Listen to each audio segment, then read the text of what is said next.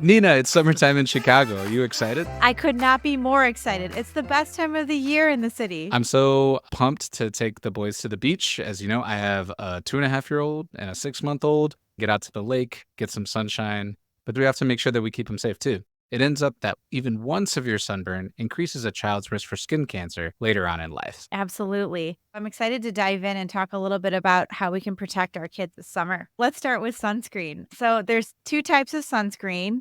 There's mineral sunscreen, which is a barrier on the skin that blocks the sun. And then there's chemical type sunscreens, which are more traditionally absorbed into the skin. And there's a bit of a chemical reaction, and that blocks the sun out. Any sunscreen is better than none. We don't want kids outside with their skin exposed to the sun, especially in the peak hours, but mineral sunscreen is more often recommended. So, for the parents out there, you can look for sunscreens that contain zinc oxide and titanium dioxide. Fun fact, same ones that we see in diaper cream, but these are well known ingredients that are generally recognized as safe and effective by the FDA. Rob, what do you recommend for families in terms of the SPF level? I know I get that question a lot in clinic. I usually go by the standard recommendation, which is an SPF of 15 or 30 should be fine for most people. More research studies are needed to see if anything like higher than SPF 50 is worth it, like for any extra protection. Instead of focusing on the SPF level so much, focusing on reapplication. So when we're outside, we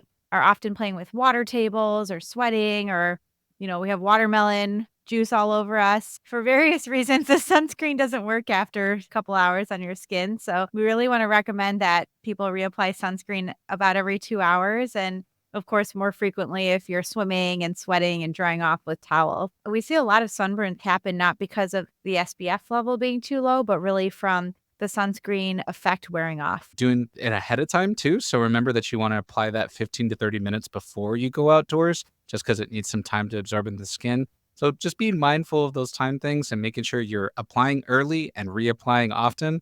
But also, it's important to remember that even on cloudy days, you still want to make sure that you're protecting yourself and your children against sunburn, because up to 80% of the sun's UV rays can still get through the clouds. I have a little bit of a darker pigment. The common thought that maybe folks with darker skin might not sunburn as easily. But, the reality is that everyone needs protection from these UV rays. Everyone's kind of susceptible, and you really want to protect your skin regardless of your skin tone.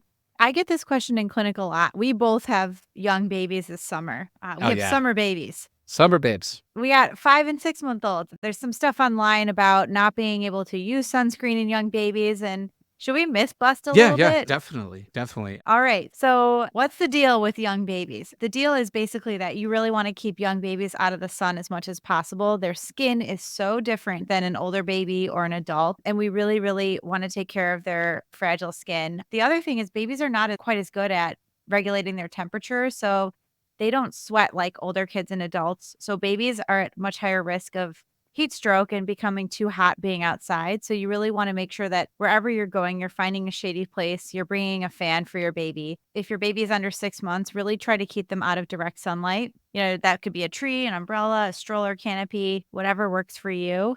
There's no reason necessarily why sunscreen is dangerous for babies that young. It's more that we really want to make sure that we're using other means to protect the sun from hitting their skin. So what are some other ways that you recommend protecting skin other than sunscreen? Hats, shirts during my older one's first year of life. He actually traveled to all different types of beaches. So we had him in, long sleeve swim shirts. The tighter the fabric's weave is, the less sunlight that gets in directly to the skin, the better. When I became a parent, I had to look up what the word rash guard was. It's like, what is this? And the surfers wear these long sleeves, but that is great for toddlers and for young kids. So, this summer when we're out, when do families need to seek a doctor's care?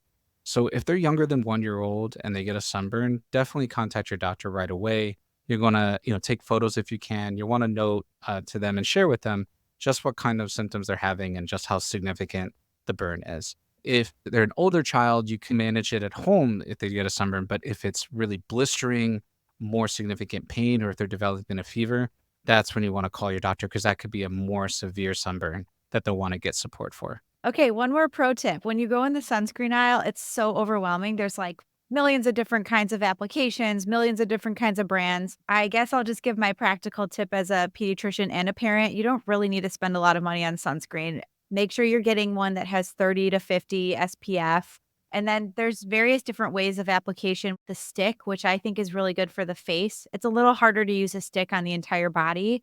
So I really prefer the lotion because you can quickly rub it between your hands and make sure it's getting on your child. I think in the last several years, the spray sunscreens have gained a lot of traction because they're so easy to put on. My only warning with that for kids is that there are some families and some pediatricians who are concerned about the spray and what that means in terms of chemicals for kids. I still think it's better than nothing, and I totally have used that on my kid before.